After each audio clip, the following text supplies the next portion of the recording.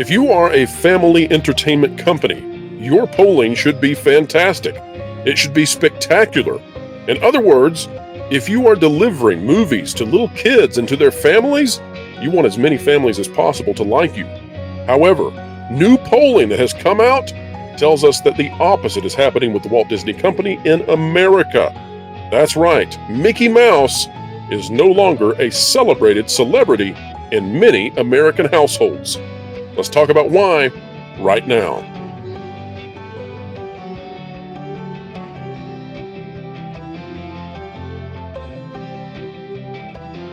Hello, folks, and happy day to everybody out there. Boy, we sure are glad to have you with us. We're also glad to have this fantastic panel. Lauren Connor of thatparkplace.com, Culture Casino of the Culture Casino YouTube channel, and so much more. Stuttering Guitarist of thatparkplace.com, Tommy Tables, who does much of our member-exclusive content here, and Martin Stone, also of thatparkplace.com. We're here to talk about the negative polling for the Walt Disney Company, which has come about via Rasmussen. Now, folks, if you wonder why we are not displaying the actual poll on your screens, well, it's because you require a subscription or pay specifically for this polling data at this time. It's not yet fully public. We don't want to do something unethical or immoral and put their very high quality reporting out into the public before they're ready, so we won't do that. We're only going to talk about two main points here, and they're very simple, and they also belie a huge problem in the Walt Disney Company.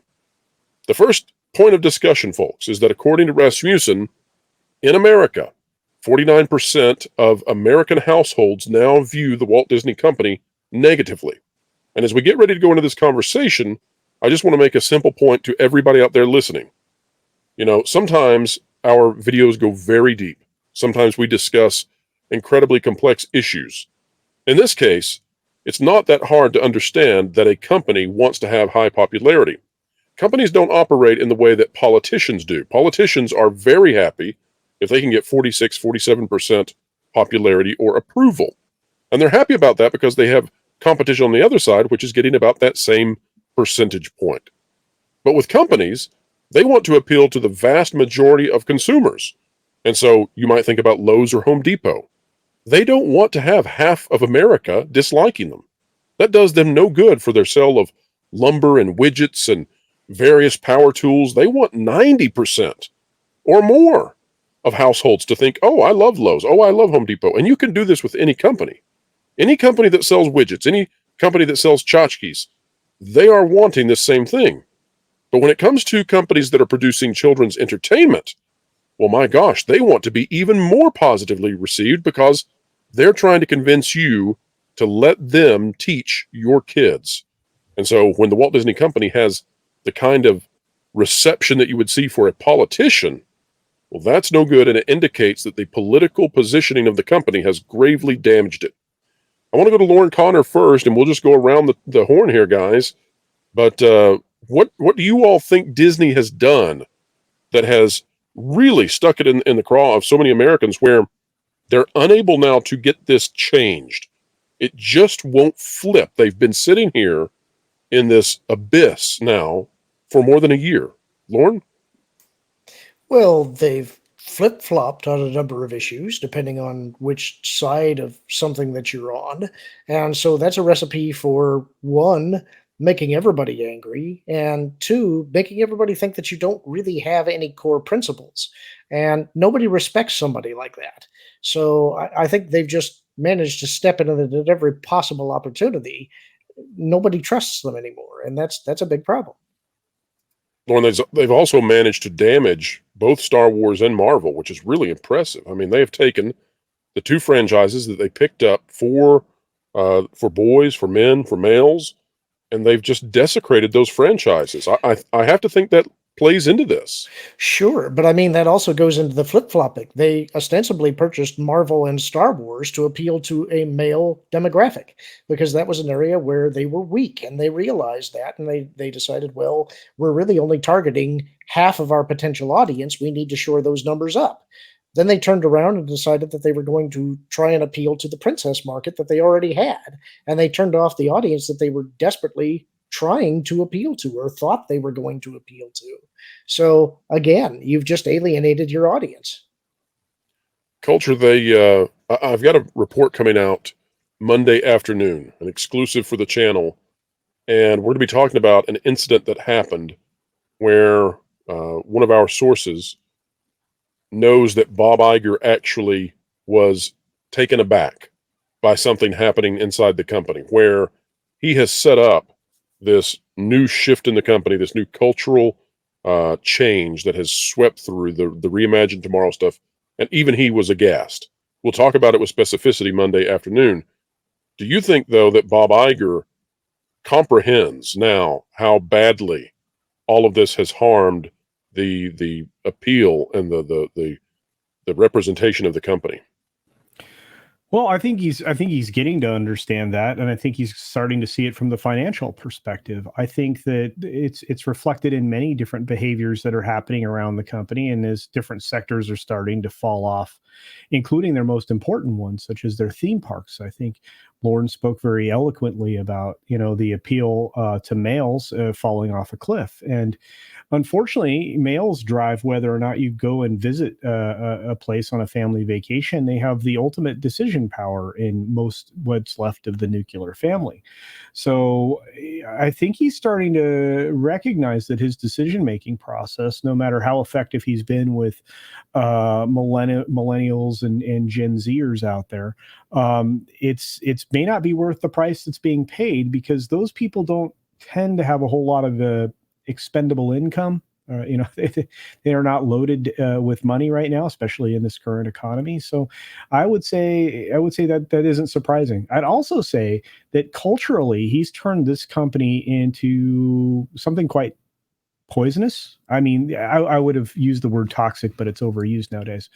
And it's kind of continuing to poison itself. It's a circle of poison, right? And maybe we just recently saw a representation of that in Loki. But on average, with OB, yes, exactly, yeah. On average, 44% of Gen Zers said that they are interested in Disney Plus, or they have Disney Plus, and they check in on it at least once a week. Say that statistic one more time, Culture. 44% of Gen Zers said that they have used Disney Plus at least once in the last week. This is going back to March. These are numbers from March. Places them in the minority. Exactly. And 42% of millennials say that they basically similar numbers, reporting in the 40s. So all of this outreach culture is failing. Well, sure. I mean, you're failing with 50% of those two most important audiences, because they're the ones that you're changing to be. So the people that they're going after in their Disney Plus and their streaming service are not necessarily being served. Now, I would imagine if you pursued those numbers for Hulu, they'd be a little bit larger, but it's very strange. 49% of millennial parents, this is the most telling number though, said that they use Disney Plus at least once a week, as do, here we go, 33% of childless millennials. Sure. Well, now here's what's fascinating to me, Culture. Mm-hmm. I think a large percentage of the families who still are allowing their children to watch Disney Plus, I think it's for Bluey. And I have to say, so Culture, I'm on the road right now, and Bluey happened to be on the television. And folks, for all of the accolades that we've said, I have to admit, I haven't watched a lot of Bluey. It was on the television, and the episode that was on was about the mother who was trying to catch up with the grandfather and the two kids, and the grandfather had just had surgery, so he's not supposed to be playing too hard. And so she's going to really get on to him. And she discovers that the grandfather, who's not supposed to be exerting himself, he's taking the two kids to the same dock on a little lake where he used to bring her. And so as the kids are playing in the water, she sits down and talks about how she needs him to take care of himself, to be around because she still needs him. And she reminisces that, it's been a long time since we've been here. And he says, no, it was yesterday. And it does a fade to them when they were younger with his arm around her. And I immediately thought, my gosh, this is family gold. This is absolutely pure and good, and you know, just distilled into a perfect piece of symbolism. And it's cartoon dogs, but it's everything that Disney isn't. And so I fear that people are tuning in, and I don't know that I fear this, but I fear it for Disney, that families are tuning in for Bluey, which is the antithesis of everything Disney wants to do.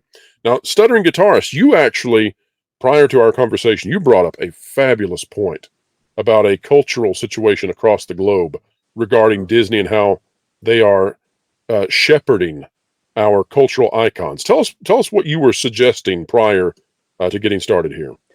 Absolutely. And one of the things I can't tell you enough is my generation was told, read books about success. And I realized that success teaches you nothing. And I don't mean to sound crass, but failure teaches you how to be successful. If you gain success, you're not always sure how you gained it. And what happened to the largest retailer here, Tower Records, of music, to the point where Elton John was going in at 8 in the morning once a week and buying 4 of up to 30 different albums. They'd open the store just for him, because one for each house. He had 4 houses, of course he did. But when they were falling apart, Japan bought 30 stores, built them, they're 4 floors, they're fully stocked with vinyl. I think they even have VHS. And they're packed every day. And they had a chance, when I say they, I mean the Japanese culture and the Korean cultures had a chance to do Star Wars Visions.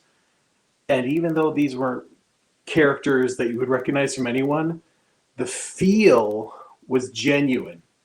What was the feel George Lucas said? He said it's a samurai meets a cowboy. They just happen to be in outer space. That's how he had to pitch Star Wars, right? And these were samurai films with a cowboy feeling, that standing in the wind, you know, Clint Eastwood's not going to say a word, John Wayne's not going to say a word, and then a battle where they're somehow floating. But they respect the culture of Star Wars, and I'm wondering if we keep looking for the answer within. If there's a culture that's respecting the original material more than what we're offering, it might be a good idea to look for a director with that mind frame and get away from, oh, I grew up with Star Wars. Well, that's great. I grew up with brown hair. It's eventually going to be white or gone. So, but do you respect it? No, I want to change it. Okay, bye. Let's go to Japan for a couple days, because they love it. They're still watching Top Gun, and I mean the 1980s one. It's a respect for things that we've lost respect for, and that's sad, because they were created in our backyard. And well, you know, SG, when you were talking about that, it popped in my mind, of course, that the Oriental Land Company, which owns Tokyo Disney, they're still treating with respect Splash Mountain.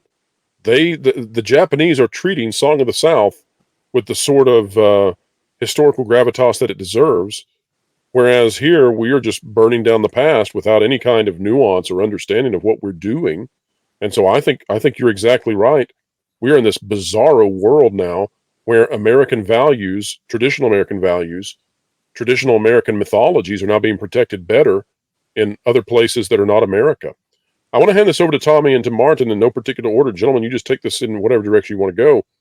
Part of this, though, has to do with the moral morass that Disney is in, a malaise, if you will. They have really entered into decrepit values where I'm not even sure what the values are. Part of the issue with watching Ahsoka was I didn't know what the motivations were for the characters.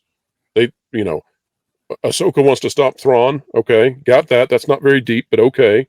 Sabine wants Ezra to be alive. Okay, I've got that. Ezra wants to go back, you know, and Thrawn wants to go back. But those are not very complicated. I think that's why Balin was the most fascinating of everybody. But there seems to be this moral and narrative necrosis in Disney where they don't have values and therefore they can't express values. And I think that's eating away at the soul of the company. What do you guys think? Well, I mean, if I can jump in, it's been about a year now hasn't it, since the firing of Bob Chapek, correct? Yes. Well, we'll be in November. It will be in November. And so, and as I recall, that firing came out of the blue. No one's really sure still to this day exactly what the real reason behind it was, although there are theories about how he, was making sort of moves within the company that a lot of other people or powerful shareholders weren't quite keen on.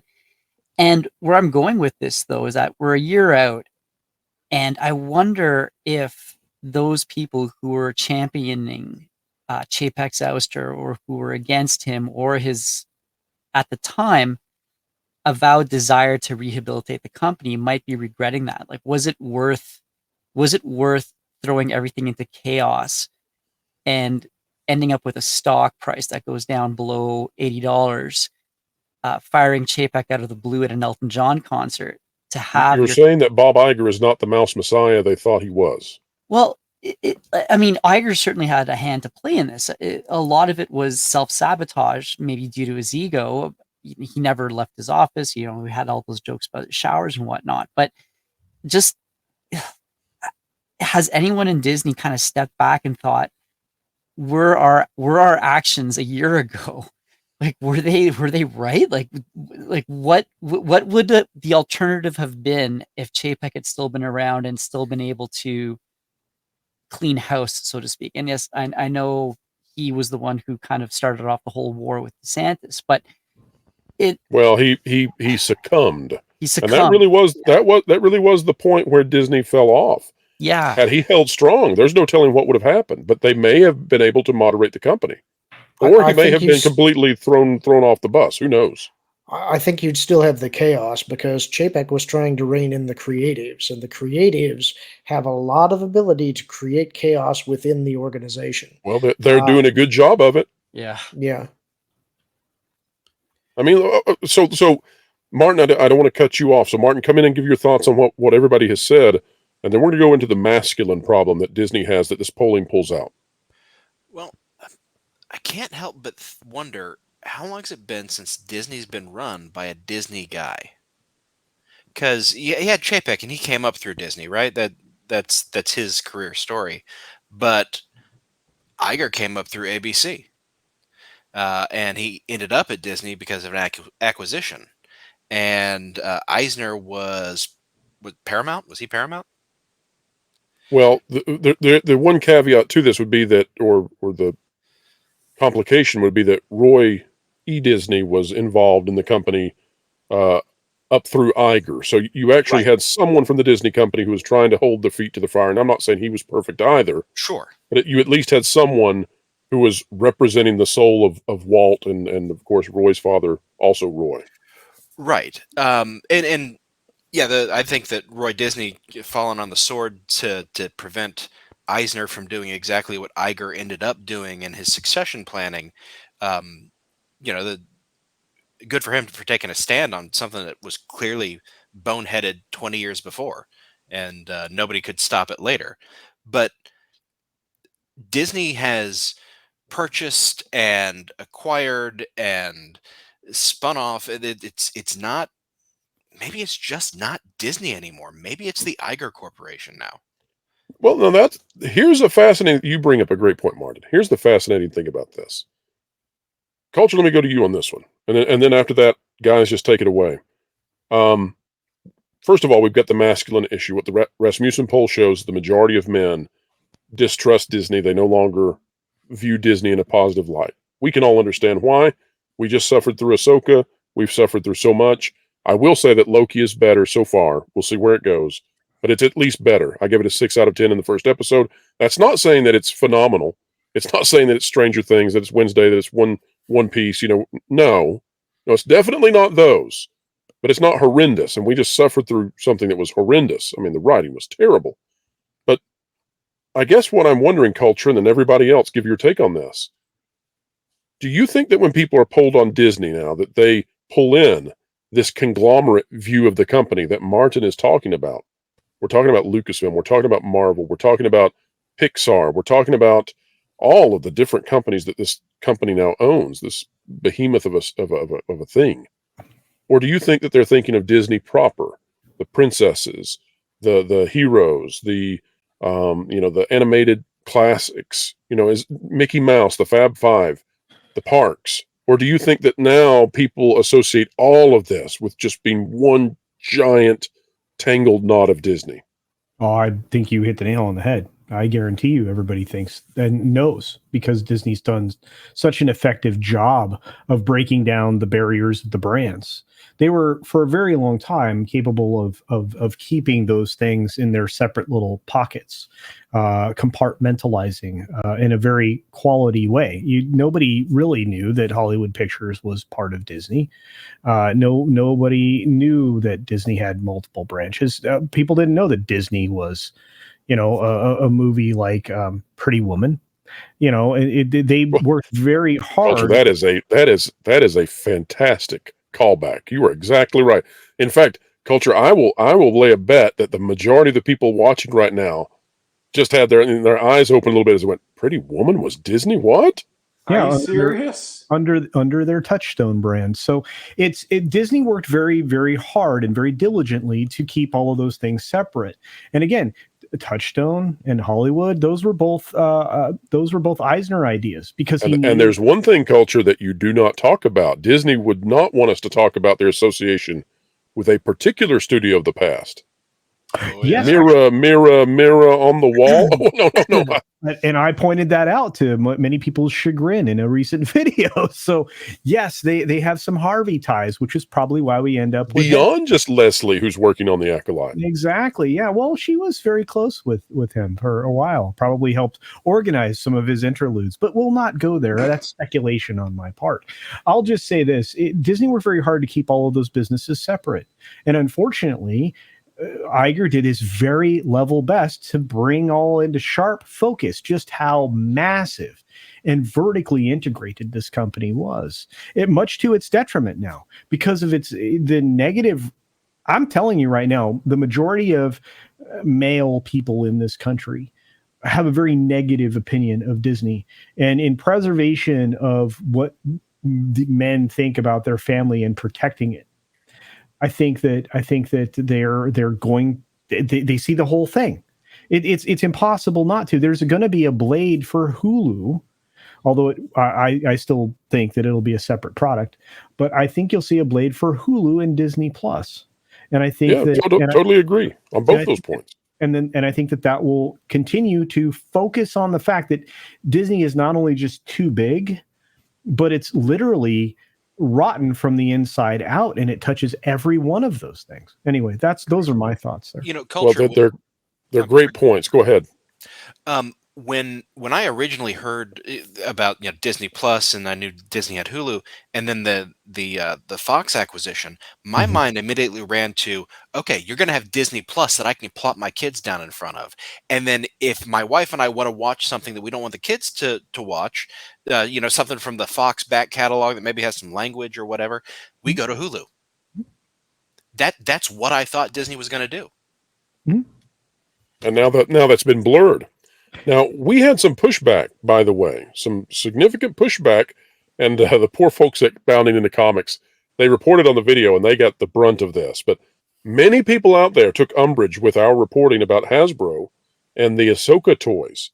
Well, I'm here to tell you, folks, number one, we stand by that even more than ever, because our highest level source corroborated that information the next day, even more so, and we'll have statistic coming out hopefully later this week. If he's listening, come through for us, because we're ready to bring that one. But the folks at Hasbro and the other licensing partners of Disney, they're not imbeciles. They don't live in a vacuum, and they can see these same polling numbers out of Rasmussen. And just imagine if you're doing the licensing work on Marvel or on Star Wars. Imagine that you've been asked to do the some of this marketing stuff where you're putting tons of your own company's money into marketing, let's say, I don't know, the Marvels or the Ray movie. And you're looking at this and saying, now, wait a minute. This is a company that 10 years ago we would have loved to have been in this relationship. I'm looking at this polls, the polls now say that more than half the men in this country hate your guts. Why are we in bed with you? This is why it's so obvious that Star Wars is dead at this point, is because it used to be that to get the Star Wars license, you had to pony up for it. It was a premium license, and not just Yeah. anybody could waltz in and say that I want to do something Star Wars. Right. At this point, if a licensee is saying, I don't want your license, it's not doing me any good, I'm losing money on this deal, that's poison. That's absolute Yeah. poison. And I don't know how you recover from that. Well, one of the things we talked about, Lauren, was that allegedly the retailers do not want the Ahsoka stuff because it's taking up space and they need to sell stuff this Christmas season. They can't waste around. They can't screw around with stuff on the shelves that's not going to move. Yeah, Well- there's not a whole lot of play opportunities, with what they're creating right now. I'll say again, when action figures were the big deal, what really moved those was vehicles and playsets, and they're not coming up with any particularly unique or interesting designs. And when they do come up with new and unique, interesting designs, they are in maybe one or two small scenes. They're not really showcasing what gives you play value. Well, The best even on. ones- Oh, sorry. No, I just Culture has that face that I know he needs to get a point across. No, I have to ask Lauren this question. Would you say that's because everything is being done so two-dimensionally? Because no particular planet or part of a planet's terribly fleshed out. I think it can be attributed to the fact that you don't really feel like that's a real place that you want to experience and play in, like the playset concept. Well, partially. I think that one of the things that I noticed a lot in Ahsoka in particular was that I really do pay attention to the vehicles because I love the vehicles of Star Wars. The cockpits generally looked cheap. They looked like this is maybe a 70s style special effects. And so I think there are some limitations of what they're trying to do with the volume and TV. It's not like movies where you're building a big set that looks really impressive. And I think that maybe they're not showing you those details or not giving it as much screen time because they're hoping you don't notice. So I think that's maybe a problem. I also think that for a title called Star Wars, Disney doesn't seem to be very interested in showing very much in the way of either stars or wars. And that's another problem. They've kind of forgotten what the series is about. Lauren, They you're also forgot that TIE fighters are supposed to be nimble. And let me say this, and then Tommy, you take this away. But here's the other thing, folks, and we stand by this. One of the things we've been told by toy industry experts is that if there is a toy line that you believe in as a company, you will have a villain toy involved in it, because it is critical to the play mechanisms that kids use as they role play these things out. You have to have a villain. If you've got the Turtles, you have to have Shredder. You have to have Krang. You have to have Bebop and Rocksteady. It's important. If you have the Ghostbusters, you have the Ghost, you have Slimer or whoever the bad guy is. When they brought out these Ahsoka... Shame on you. That's Gozer. Slimer's Gozer's the one. mascot. Yeah, Slimer worked his way into that role, I'll tell you. He was a nasty little spud to start off with. But Ahsoka, there's no Thrawn. The only Thrawn that we have seen is the Thrawn all the way back from Heir to the Empire, from the Timothy Zahn stuff. So they've got that from like 10, 12 years ago, but they didn't even take the time to make a Thrawn character.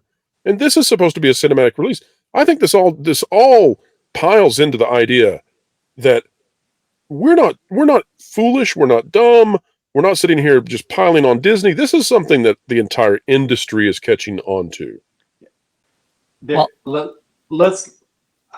just going to say this. I've mentioned the book before, so I'm not going to bring it up again. But someone swears, and it was the owner of a children's company that produced videos for children, back in the 90s, where you go to the store and just buy videos that weren't shown on TV. That person, the creator of Barney, who is a businessman from Texas, and Michael Eisner all sat at the table. And Michael Eisner made a bid for Barney. And if you remember, I wasn't a Barney fan, but they had handicapped children. They had children from every walk of life. I honestly thought they did a good job of having someone a kid could relate to, even though it wasn't my thing. The whole franchise was destroyed by, Baby Bop. I remember that. Baby Bop destroyed it all. So annoying. Well, this is actually happened a little bit before that. And I remembered because it was weird. I go to school one day, Monday, and all the radio stations are doing parodies of Barney songs. Well, Michael Eisner said, we want to buy Barney. And the Texas gentleman who he had passed in an airport, you can look him up, he said, I don't think you'll do right by what I've created. And Eisner leaned in, and the other gentleman who also owned a children's IP, Eisner leaned in and said, I've given you a chance for Mickey Mouse to help Barney. But if you walk away, Mickey Mouse can hurt Barney too. And oh, I almost said his name. The other gentleman at the table said he froze because it was the most mafioso thing. He grew up in, near the Heinz ketchup factory in Illinois, just splattered tomatoes everywhere. And then we started to see all these parodies on the skit shows. You can name television shows, right, without getting in trouble? Sure, absolutely. Saturday Night Live, things like that. And was the studio that was behind Death to Smoochie, was it one of those off-brand Disney studios? I don't know. The studio that was also there was Big Idea. I'll just say it was the VeggieTales people were there. Gotcha. And Disney wanted to buy VeggieTales. Now, can you imagine what would have happened to that IP? I mean, it fell apart. They would have started identifying as fruit. They'd have been fruity veggies. Well, Tommy, though, I do want to go to Tommy, though, real quick, Stuttering Guitarist. I don't mean to cut you off, but I hesitate to let Tommy lose the point that he was going to make earlier. Tommy, what do you have here? Well, just very quickly, I was going to say, I was following a bit of the conflagration, I suppose, on X Twitter about your... Play that in Scrabble, folks.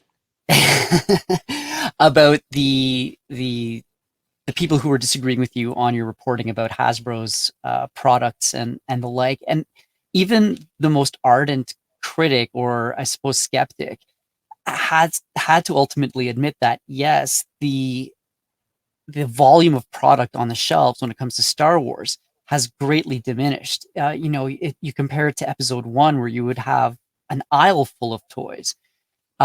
These days, you've barely got maybe 1/8 of, like, one part of an aisle of Star Wars product. And again, going back to the point you were making about having a villain, it's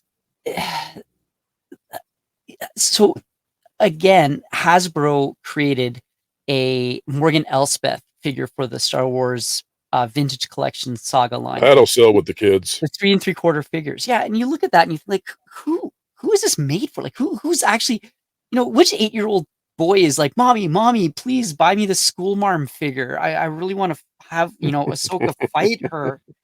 And then the last point that I was going to make, though, is that going back to what you were saying about whether or not these different studios are still considered separate from Disney, or if it's all just sort of one big giant ball of Disney spaghetti, it was Valiant Renegade, who I think in a tweet yesterday pointed out another sort of YouTuber by the name of Derek Anderson.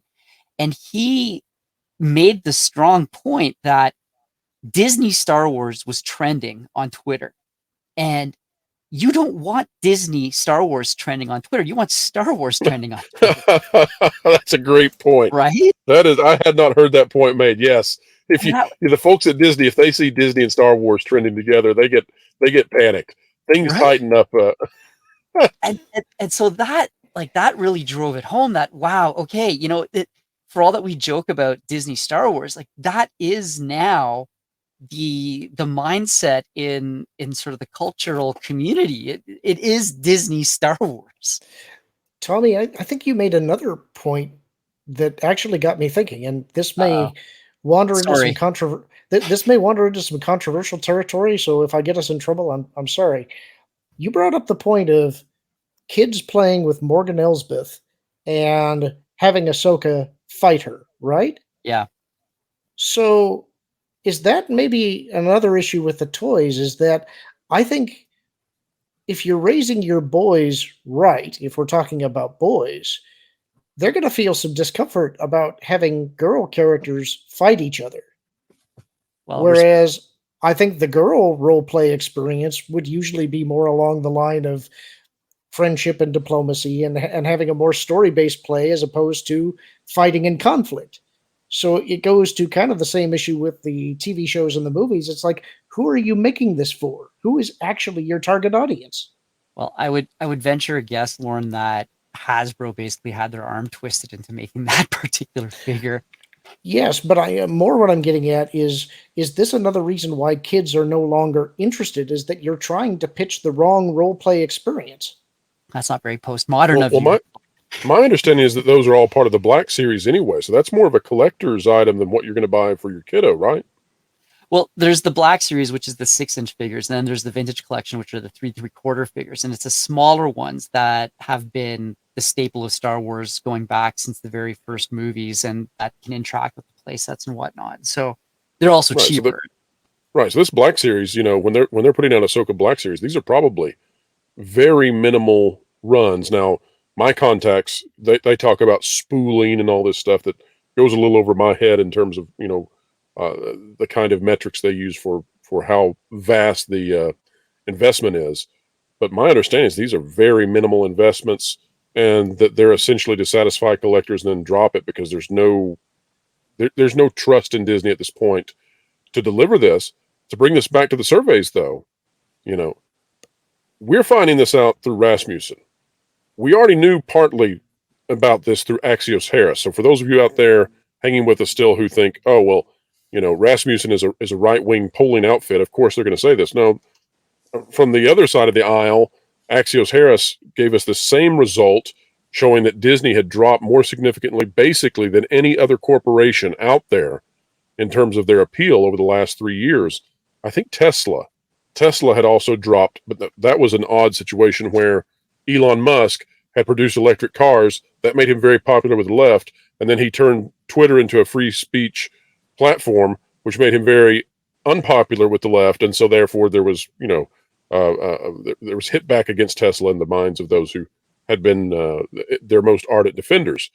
Disney, though, did this on the other way of it, and more pronounced by angry parents who just thought, why are you messing with when my child will learn about bedroom issues? And that still continues to be up to $1 trillion penalty that Disney will take as a result of garnering a better look into their activities in Florida, which then cost them their Reedy Creek Improvement District, and they're losing in every step there. So not good on that one either.